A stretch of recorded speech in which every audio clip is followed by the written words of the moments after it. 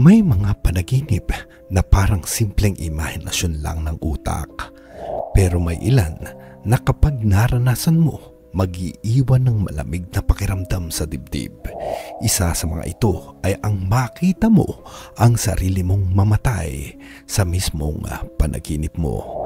Bakit kaya nangyayari ito? Ano ba ang ibig sabihin nito? At dapat ka bang matakot kapag napaganipan mo ito? Makinig kang mabuti dahil hindi ito simpleng panaginip lang.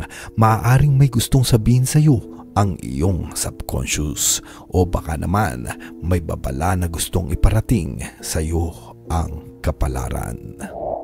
Sa aking karanasan bilang isang taong matagal nang nag-aaral ng mga panaginip at simbolismo nito, napansin kong may mga pattern, may mga panaginip na nagpapakita ng biyaya at swerte, pero may ilan na parang nagpapadala ng hudyat, isang senyales na may malaking pagbabago na paparating. At kapag ang panaginip ay tungkol sa iyong sariling kamatayan, laging may mabigat na mensahe itong dala. Sa iba, ito ay parang paalala. Sa ilan naman, ito ay parang isang matinding babala.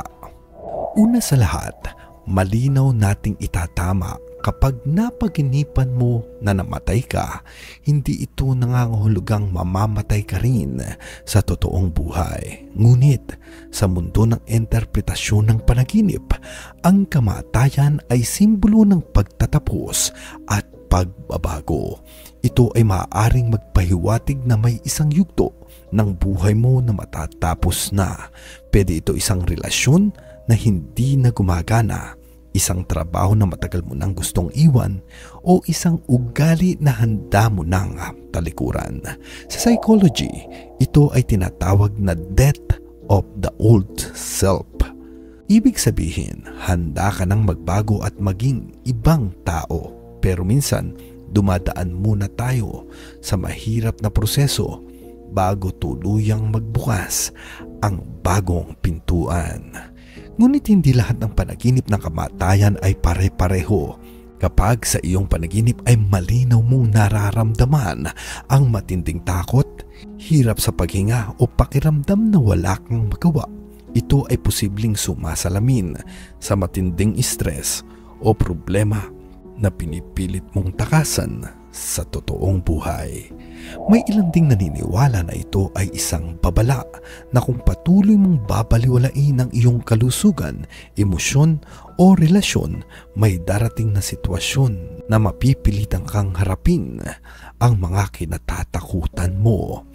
Kung napaginipan mo ito sa mga panahong sobra kang pagod, kulang sa tulog at puno ng iniisip, maaaring ito ay paalala ng iyong katawan na kailangan mo nang magpahinga bago pa mahuli ang lahat. Sa espiritual na aspeto naman, sinasabi ng ilan na ang kamatayan sa panaginip ay parang rebirth, isang simbolo ng may tinatanggal sa iyong buhay para makapasok ang bago.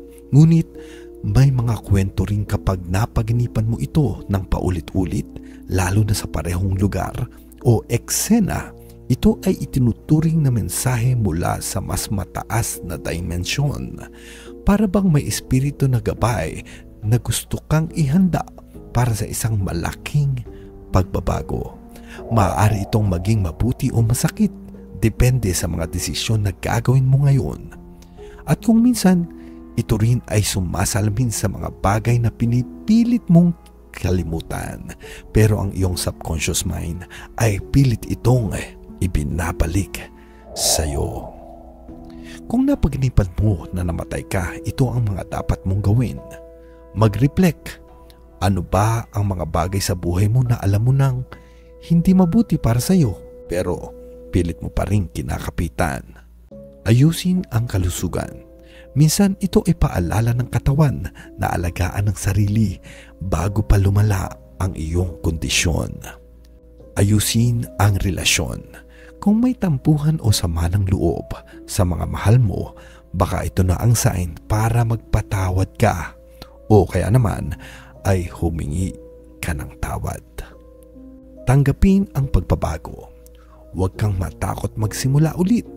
Baka ito na ang daan papunta sa mas mabuting buhay. Kung ikaw ay nakaranas ng ganitong panaginip, ishare mo sa comment ang iyong karanasan. Malay mo, may kapareho ka palang napaginipan at matulungan mo rin silang maintindihan ang kahulugan nito. Tandaan, ang panaginip ay hindi lamang kwento ng ating isipan habang tayo ay natutulog. Ito ay minsan ring mga paalala, babala at minsan sulyap sa hinaharap. Kaya sa susunod na makita mo ang sarili mong namatay sa panaginip, huwag ka lang malungkot, maghanda ka sapagkat maaaring iyon ay isang tanda ng isang bagong simula.